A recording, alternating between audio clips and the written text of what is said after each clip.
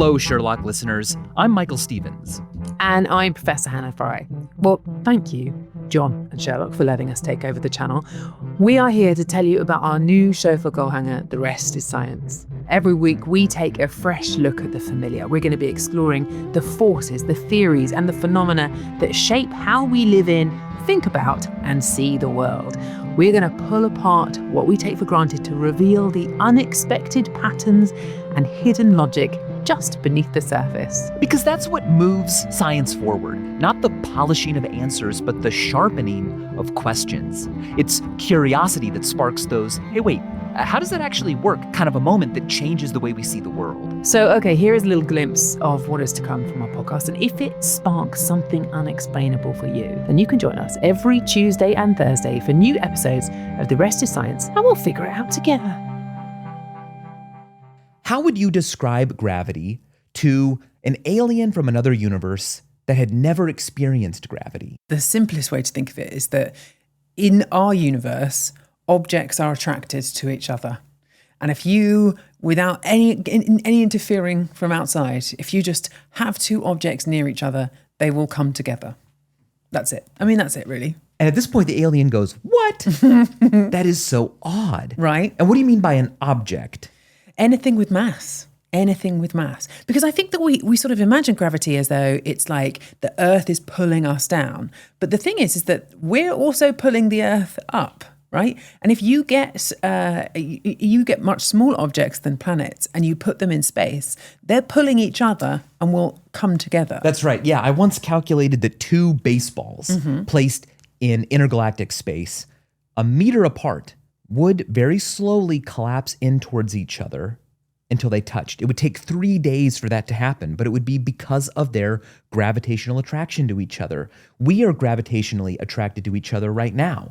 It cannot overcome the air it would have to push out of the way, the friction between our butts and the seats, but yet we are attracted. In fact, when you're born, right, you've got some zodiac constellation that's like, I don't know, it's how does astrology work?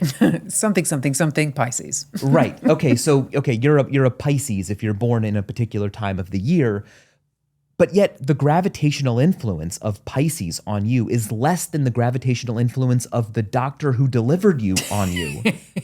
Because otherwise, birth ain't working. That's why, yeah, people are like, oh, so you're an Aquarius, and I'm like, no, I'm a Schnitt cookie. Because Dr. Schnitt-Cookie was there influencing me to catch at you. A physical level. Yeah. Not just the catching, not just the physical touch, but the gravitational attraction to his mass. Right. We've been talking a lot about very fundamental things in this really abstract way to just explain that things fall down. Because here on Earth, they're attracted to the Earth. And you were talking about how it's not just the Earth pulling things in. Things pull the Earth as well, but the Earth is so much bigger than everything else we work with. That equal attraction they have affects other stuff, like a pen, a lot more than it does the Earth. But I once calculated that if you dropped a pen from 6 feet up, it actually pulls the Earth up towards it 9 trillionths the width of a proton. Oh, which is, by my calculation, small. It's very small. So the pen falls the remainder of that distance, which is still pretty much 6 feet. But they are coming to meet each other. But they're coming to meet each other somewhere in between. Yeah. It just happens to be a much longer trip for the pen.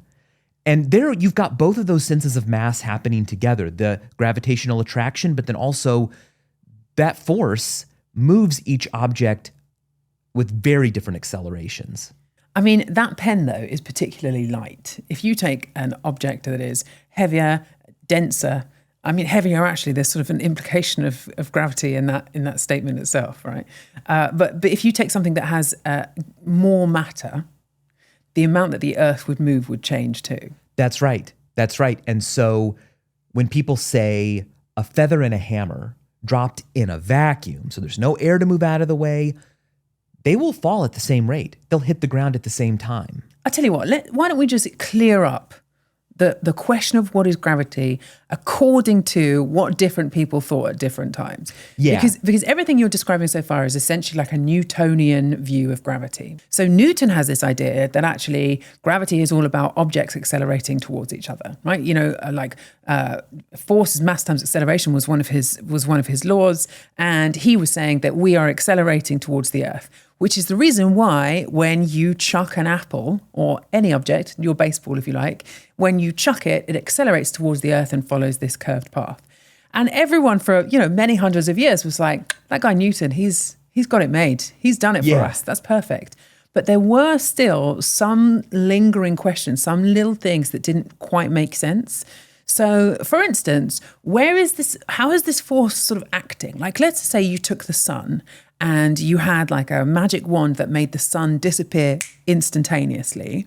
It would take 8-9 minutes for the light to hit us.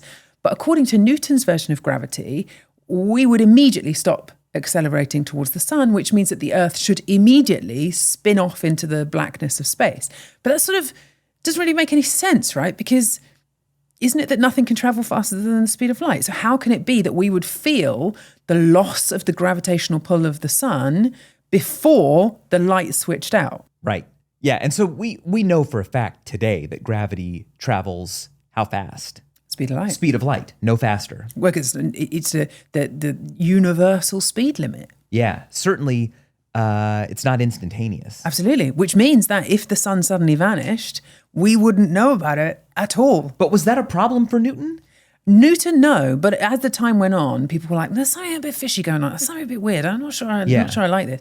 The other one that was a bit weird that people just couldn't quite work out is Mercury's orbit. The thing about Mercury, closest planet to the sun, it has this elliptical orbit.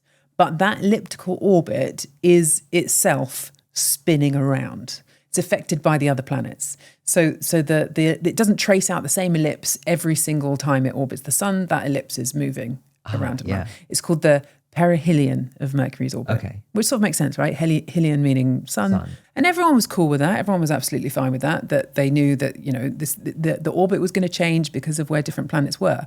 But when they ran the calculations, according to Newton's version of gravity, that it's essentially just objects accelerating towards each other, something was off, right? It was like the number of arc seconds of Mercury's orbit just didn't totally make sense.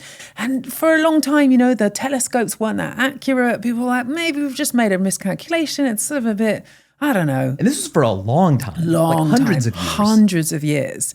And then when Einstein came along and he was like, I think there's something else going on here. Einstein has this great intuition that it's not just that objects are magically accelerating towards each other, but that space-time itself has this curvature to it. So the sun, for instance, this giant gravitational force is literally bending and warping space-time between us and it. And so if you got a magical wand and you made the sun disappear immediately, there would be this ripple that was sent out from the absence of that sun. Imagine taking a bowling ball on a rubber sheet and then removing it. That rubber sheet is going to kind of bounce up and down and ripple as you remove the weight. And that ripple would reach us at the speed of light. He had this great intuition, worked out all the calculations for it. And one of the very first things that he turned his equations to was the perihelion of Mercury's orbit, to see if his new theory came up with a more accurate prediction than Newton's. And he absolutely nailed it. Nailed it. Level of precision. I mean, he said that he was happy for days after he looked at those calculations, was like, I've absolutely got it. I found the missing piece to the puzzle. So 2 things. First, that leap from there's a force acting on things, maybe it's mediated by some particle or whatever, to leap from there to actually maybe gravity is just a change in the shape of space-time is really gigantic. Because space-time is such a bizarrely abstract thing. It's the canvas that we are on. If we were two-dimensional, this would be easier. We could say, a two-dimensional creature could be painted onto this curtain. And if I crumple the curtain up, they're still stuck on it and they're going over all of these crinkles, but they don't even know it. I can bring them together and push them apart. If it gets crumpled up or curved, you're just going to follow along that curve. You cannot leave it. And so, yeah, Einstein is like, but what if it's the shape of the canvas that we are on? Exactly. Even the shape of time and how quickly time runs for you.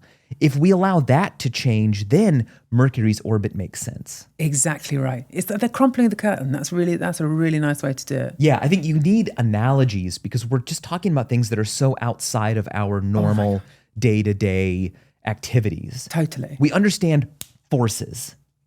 We understand pushes and pulls. But to say that space and time themselves push and pull, it's kind of more like you're just in them. But here's the thing, right? The implications of this idea that space-time is like a crumpled curtain, it means that across the surface of the Earth even, the gravitational effects are slightly different. So I did some calculations. Boulder in Colorado, right? Which of course is like a very high altitude compared to Greenwich in London, where I am. The gravitational effect in Boulder is 9.796 meters per second. And what is it in Greenwich? 9.812. Wow. I've got higher gravitational effect than you. Yeah. So you are more attracted to the center of Earth than I am in Boulder. Yep. Because I'm further away. Yep. And the inverse square law says exactly. that Further away, gravitational drops effect away. Diminishes. Except that what that means, given Einstein's version of gravity, is that the way that time changes in Boulder is different to the way that time changes in Greenwich, because what gravity is doing is it's bending and warping space-time. So what this means is that time travels slower in Greenwich than it does in Boulder. And the difference is about 5.6 microseconds a year. So what I will say is that you are aging faster than me.